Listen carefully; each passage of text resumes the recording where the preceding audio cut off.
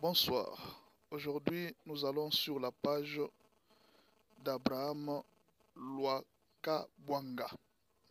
Vous pouvez vérifier sur Facebook et nous allons lire l'histoire que M. Abraham est en train de nous raconter.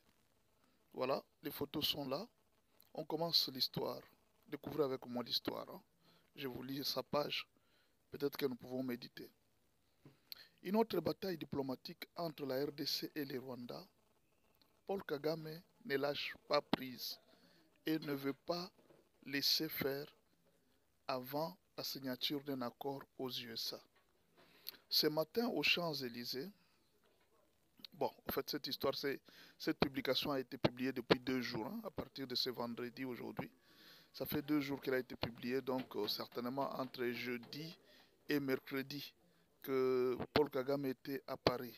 Ce matin aux Champs-Élysées, à Paris, 8h30, Paul Kagame a été reçu par son homologue français Emmanuel Macron pour un entretien global sur différents sujets mondiaux et en particulier celui du conflit entre la RDC et le Rwanda. Connu pour son soutien intangible à l'égard du Rwanda, Emmanuel Macron n'a rien révélé à la presse, mais les indiscrétions de son entourage parlent d'un compromis conclu entre les deux hommes sur l'exploitation du pétrole du lac Kivu et du lac Édouard par la société française Total, sous le contrôle sécuritaire et administratif du Rwanda pendant 5 années suivantes. Des minerais enfouis dans les sous-sols du Nord Kivu seront exploités à leur tour par des sociétés françaises en coopération avec le Rwanda, contre une participation française à la sécurisation des zones agitées des provinces du Nord Kivu et du Sud Kivu.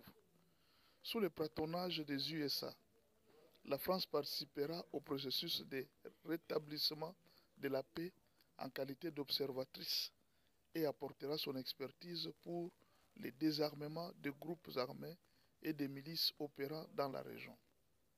Paul Kagame a sollicité le soutien diplomatique de la France pour faire comprendre à l'administration Trump les préoccupations sécuritaires du Rwanda dans la région des Grands Lacs, d'où sa proposition de maintenir ses troupes sur le territoire congolais en collaboration avec le gouvernement congolais jusqu'à l'éradication de toutes les menaces sécuritaires posées par les FDLR et les milices congolaises qui les soutiennent.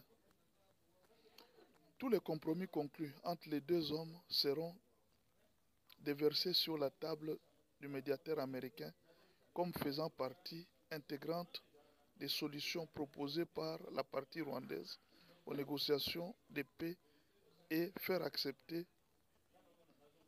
accepter par le gouvernement congolais.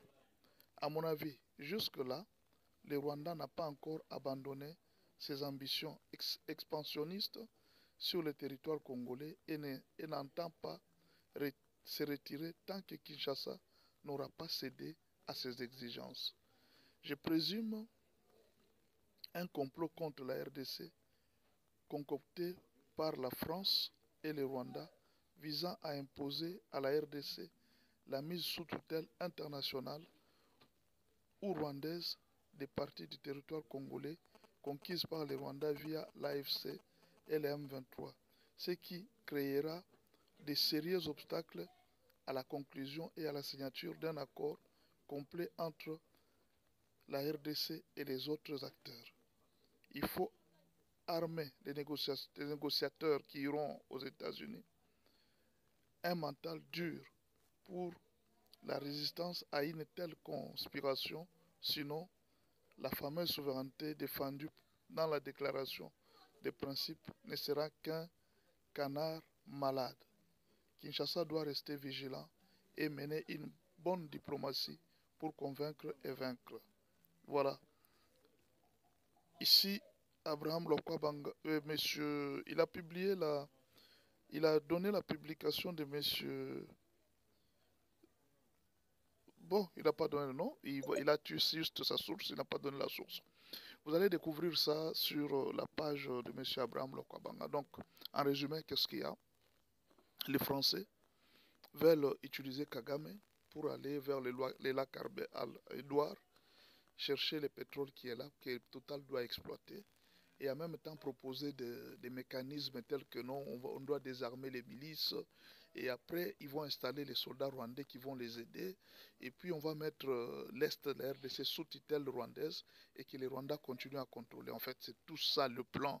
L'objectif, c'est de contrôler que Total commence à exploiter le pétrole. Vous vous rappelez que quand Didier Boudimbu avait proclamé qu'il y avait des gisements pétroliers au lac Kivu et vers le lac Édouard là, c'est Total qui était fâché. Il dit nous ne viendrons jamais investir au Congo. Je ne sais pas si vous vous rappelez de cette période-là. Hein? Monsieur de Total avait dit nous ne viendrons jamais investir au Congo. Et d'ailleurs, nous ne pouvons pas investir là-bas parce que ces projets sont contre l'environnement.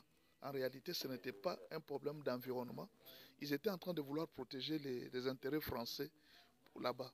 Mais je viens de suivre, il n'y a pas longtemps, Claude Moubenga dans sa chaîne. Il dit que à partir de Congo-Brazzaville, Denis Sassou Nguesso aurait reçu l'ordre des États-Unis de ne pas attaquer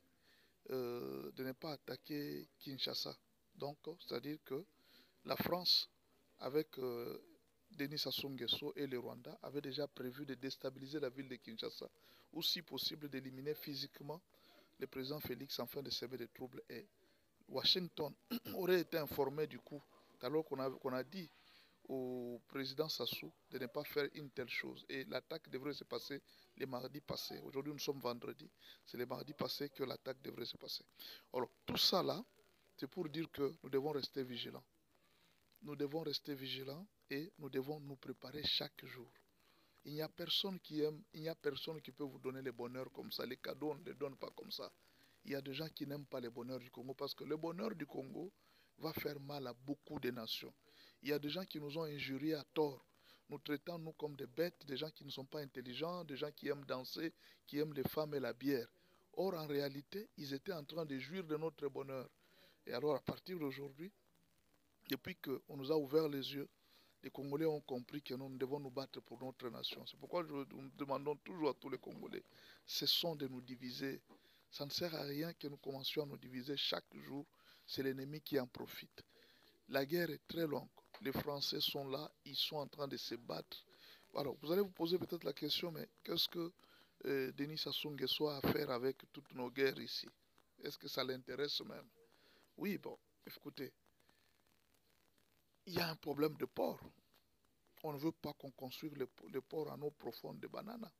Or, c'est parmi les infrastructures que les Américains sont en train de vouloir faire le premier. Ils savent que si le port en eau profonde de Banana est construit, en tout cas la RDC va décoller et on ne va plus dépendre du Congo-Brazzaville. Vous savez que Kinshasa, c'est plus de 18 millions d'habitants. Et les 18 millions d'habitants là, c'est un grand marché où on peut déverser des produits et des produits, un grand marché de consommation. Imaginez que la RDC ne produit rien. Les riz, les voitures, les pièces de rechange, tout, ça passe par Pointe-Noire et ça vient vers Kinshasa. Tout ce qui vient de la Chine, ça passe par Pointe-Noire, ça vient par Kinshasa. Vous voyez un peu. Mais alors, rater ces marchés-là pour Denis Sassou Nguesso, il y aura un grand chômage. Parce qu'eux, ils ne sont pas nombreux. Congo-Brazzaville tout entier, ils peuvent faire 6 millions seulement. Tous les pays que vous entendez Congo-Brazzaville, ils peuvent être 6 millions. Moins de 10 millions. Mais nous, c'est seulement la capitale Kinshasa où il y a. Maintenant, imaginez qu'on ouvrait les routes. Si on ouvrait les routes vers l'intérieur, vous voyez les marchés de consommation. Il y a des choses qui peuvent aller à Kikwit, Bandondoville. Nous avons des grands consommateurs dans ce pays. Et alors, tout le monde est en train d'envier notre marché. Vous allez vendre des histoires où? Au Gabon, c'est 3 millions d'habitants. Et au Rwanda, c'est 14 millions d'habitants. Ils ne sont pas nombreux. Mais nous sommes nombreux, un peuple très nombreux et encore de grands consommateurs et le monde est en train de nous envier. L'Inde nous envie, la Chine nous envie, tous les pays du monde sont en train de trouver la RDC comme un milieu. Alors, nous-mêmes, parfois, nous ne nous rendons pas compte qui nous sommes réellement. Nous devons nous réveiller pour savoir que personne et alors personne ne peut encore nous ravir ni nous dominer. Nous avons ouvert les yeux une fois pour toutes. Restons les yeux ouverts.